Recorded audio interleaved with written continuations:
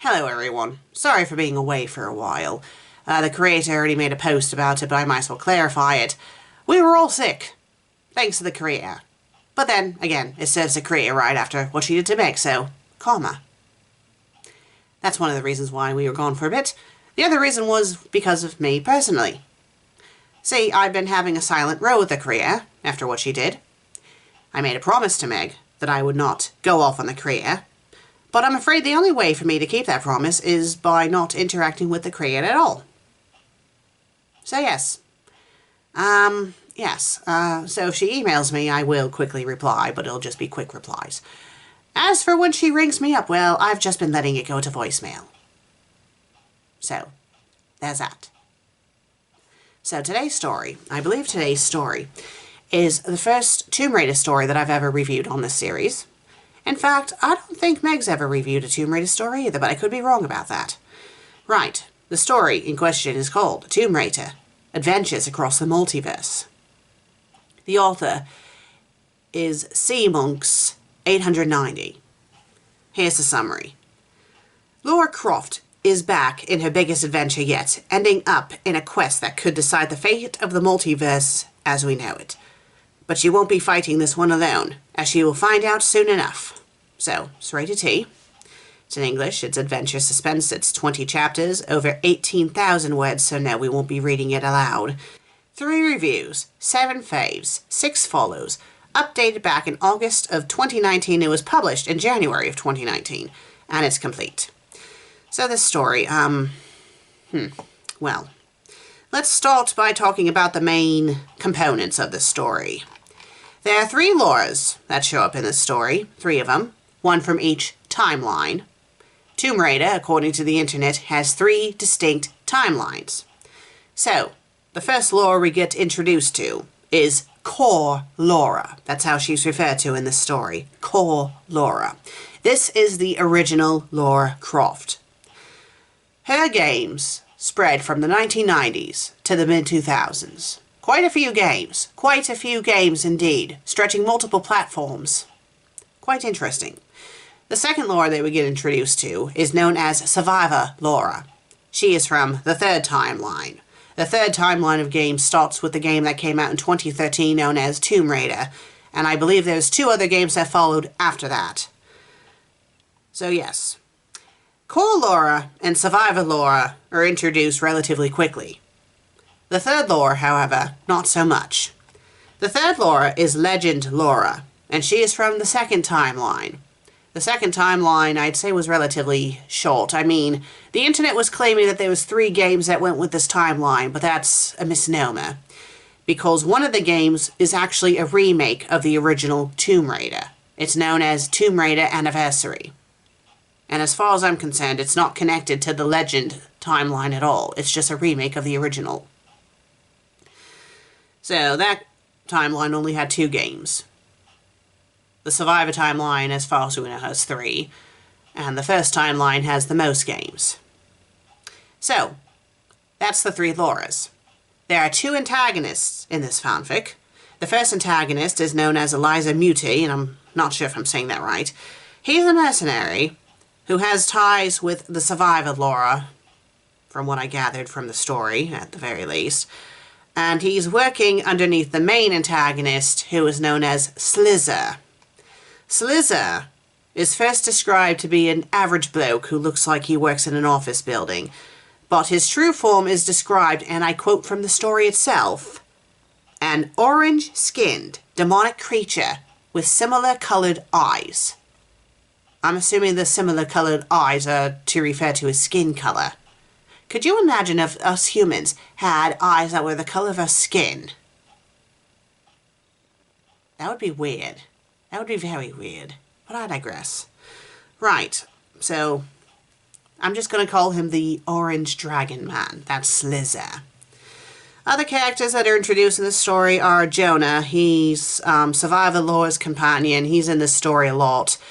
Zip and Winston from the Legend games briefly show up in this story, but they're not really prominent. You just see them for like a chapter or 2, and then they're gone, so they're not really that important.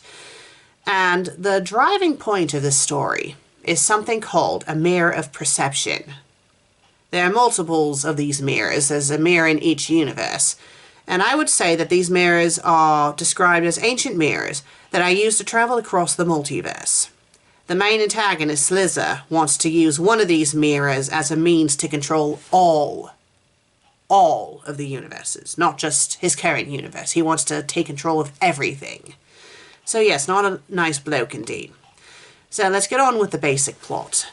Core Laura gets sucked into Survivor Laura's universe when she obtains the Mirror of Perception on her latest expedition. The two Lauras butt heads a little bit at first, saying, "Oh, I'm Laura, no, I'm Laura, no, I'm Laura." This goes on for a little bit, and then they finally get over themselves and decide to work together because Eliza has stolen the current Mirror of Perception, the one that exists in Survivor Laura's universe. He has stolen it from Survivor Laura and plans to use it for nefarious deeds.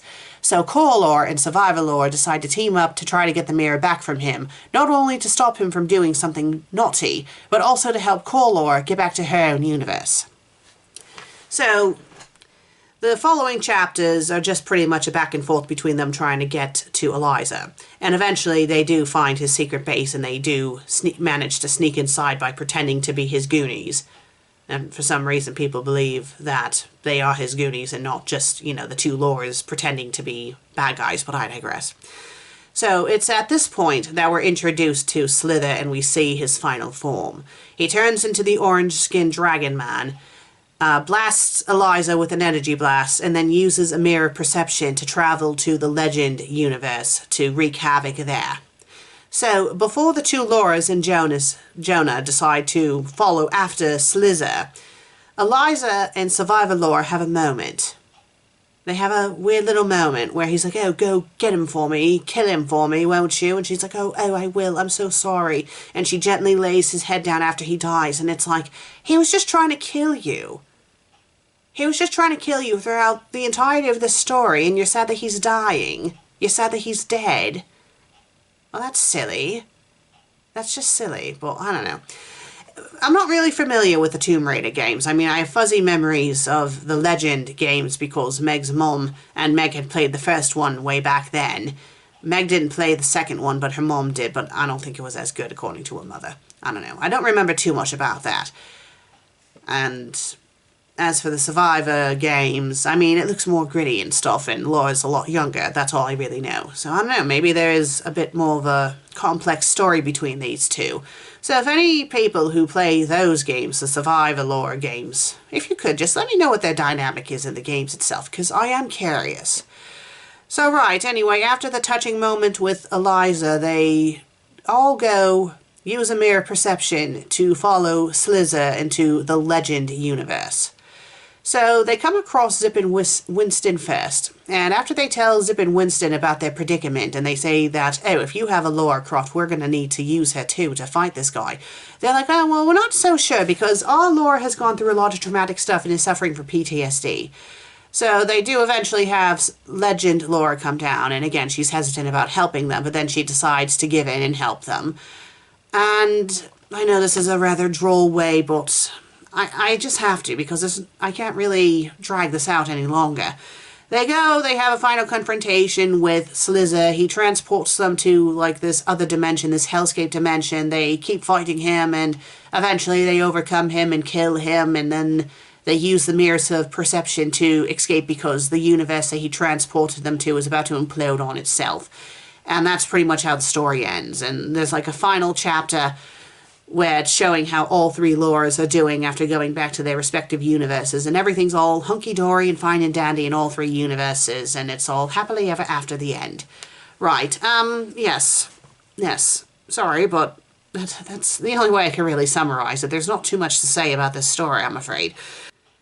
So, spelling, grammar, layout, I would say, was pretty decent for the most part in this story. My only complaint, really, was the author, instead of using quotation marks, for dialogue, they were using apostrophes. It's like, use quotation marks. I could see using apostrophes if you were doing like they were talking in their mind or quoting someone else. I mean, a lot of people just use italicized text if it's like inside your mind or whatever, but this one, it's like, oh no, we're just going to use apostrophes for the dialogue. I don't know why they did that, but I digress. Aside from that, spelling and grammar wasn't bad at all. My overall thoughts for this story, I'm afraid I didn't fancy it. I mean, it wasn't bad. It definitely wasn't bad, but I didn't fancy it. It was kind of it didn't, like, take too long to read per se, but it was kind of, it just felt like it dragged in spots. Like, it didn't have a lot of substance, but it also dragged. Like, I felt like it could have been a bit shorter. I mean, they took so long to introduce legend Laura, and she was just kind of there, and it's like you could have done a lot more with her character if you had introduced her right off the bat. Like, I don't know, have it be that they immediately, like, say, they could have had it be that Eliza jumps into this universe too, and then that's when they get introduced to, you know, Slither.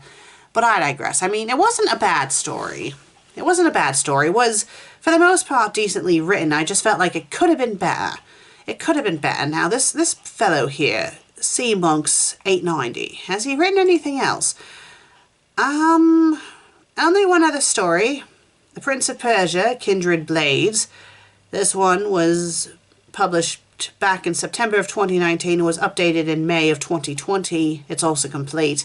This one's a tad longer. It's 8 chapters longer, and word count is over 30,000 words. Their profile, no, nothing to write home about. So yes, apparently they joined back in 2012. Maybe they had other stories originally and they took them down. Huh. Well, anyway, not too bad of a story. I mean, if you want to check out his other story, please be sure to just click on the link in the description. It'll link you to today's review, or the fanfic in today's review, and you can just use that to get to his other story. I'm not sure if this fellow is going to write anything else. I mean, again, this story wasn't bad. It was okay. I mean, maybe other people will like it better. I didn't really do a fantastic job summarizing it. So if you want to read it for yourself, please feel free to. I'm sure the author would appreciate it. Well, thank you all for watching today's episode. If you liked it, please be sure to leave a like and leave a comment. And if you haven't subscribed yet, please do. I would greatly appreciate it. I'll see you all in the next episode. Until then, cheerio.